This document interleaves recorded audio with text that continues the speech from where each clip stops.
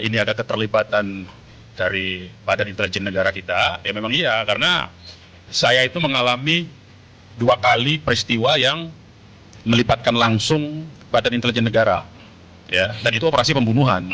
Satu itu peristiwa Munir Talib, ya, itu sahabat saya, waktu itu masih sama-sama di LSM, itu meninggalnya juga tanggal 7 September 2004, gitu.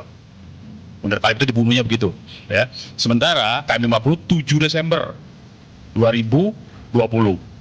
Jadi sama-sama tanggal 7 nih. Ini dan semua pembunuhan atau peristiwa yang penghilangan nyawa yang tidak terungkap dengan tuntas itu biasanya melibatkan aparat negara. Ya, dalam peristiwa Munir saya juga jadi tim penyelidiknya. Waktu itu yang bentuk timnya itu adalah SBY waktu itu presidennya. Kita bekerja dan memang ternyata ada tangan-tangan dari oknum-oknum intelijen. Nah juga begitu di KM50 ini sebetulnya motifnya, kalau Munir kan juga motifnya motif politik sebetulnya ya. Nah ini juga motifnya motif politik sebetulnya.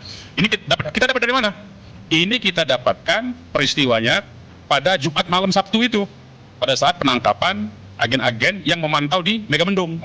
Ini dari handphone dan dari komputernya, dia bawa laptop tuh. Jadi tadi yang dikatakan oleh KM tadi ya, Kang Edi Mulyadi tadi ya.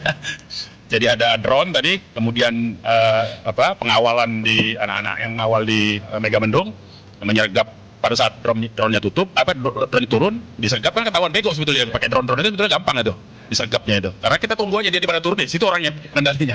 Langsung diambil, begitu dibawa ke pos, semua data HP dan data di dalam laptop mereka itu diambil sama anak-anak kita. Nah, inilah kemudian kita dapatkan, saya ambil contoh ya. Ini laporan nih. Laporan dari PLT Kabinda DKI, tembusan. Yang terhormat 1 deputi, 2 kabin, deputi 9 kabin, direktur 21, direktur 22. Kemudian terhormat Kasatgas Delima dari Kabak Ops Delima, kepala bagian operasi ya. Perihal laporan briefing harian Satgas Delima pada 4 Desember 2020, nah hari yang sama itu sebelum ditangkap ya, pukul 17.55. Nah ini pada saat kita berkumpul di Megamendung itu, ini sedang dimonitor ini.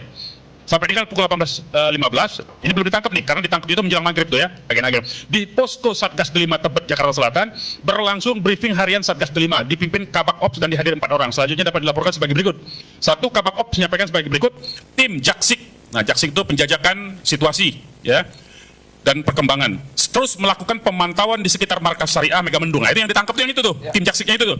Dan terpantau adanya kontra dari personil BAT Intel FPI, ya. Untuk itu harus lebih hati-hati dan waspada.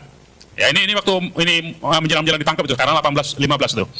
B, tim lidik Monas pendalaman PT Bahana Prima Nusantara, pemenang proyek revitalisasi Monas. Jadi ini yang kedua ini apa? Yang B itu. Yang B itu adalah waktu itu Gubernur DKI Jakarta Anies Baswedan itu melakukan proyek revitalisasi Monas. Dan Anies itu pada awalnya mau dihajar dengan isu korupsi ya ini. Sebelum isu korupsi formula itu, formula pembangunan formula di Ancol itu ya. Nah, kemudian tim propaganda. Nah, jadi mereka punya tim propaganda. Produk propaganda konten hari ini 6 video. Mereka produksi itu. Makanya jangan sembarang-sembarang tuh. Yang beredar hari ini banyak-banyak video dari produksi mereka juga itu. Ya. 6 video dan 11 meme. Tuh bayangkan tuh hari itu aja 6 video dan 11 meme tuh dia keluarkan tuh. Tim propaganda. Bertema pengakuan MRS. Tuh. Habib Rizik yang dimaksud ini ya. Positif COVID-19 dan Anies yang korbankan anak buahnya guna pertahankan jabatan. Jadi memang yang diincar itu waktu itu adalah motifnya motif politik. Ini kan tahun 2020. WA ini, data ini. Ini balas dendam, mereka masih tidak terima, Ahok kalah dalam pilkada DKI, Anies yang menang yang kita dukung waktu itu. Nah mereka masih tidak terima, jadi terus-menerus mereka melakukan upaya untuk balas dendam itu sebetulnya. Dan mereka menganggap umat Islam itu ancaman. Ternyata kalau umat Islam itu bersatu, bisa mengalahkan mereka, padahal kan duitnya banyak sekali itu.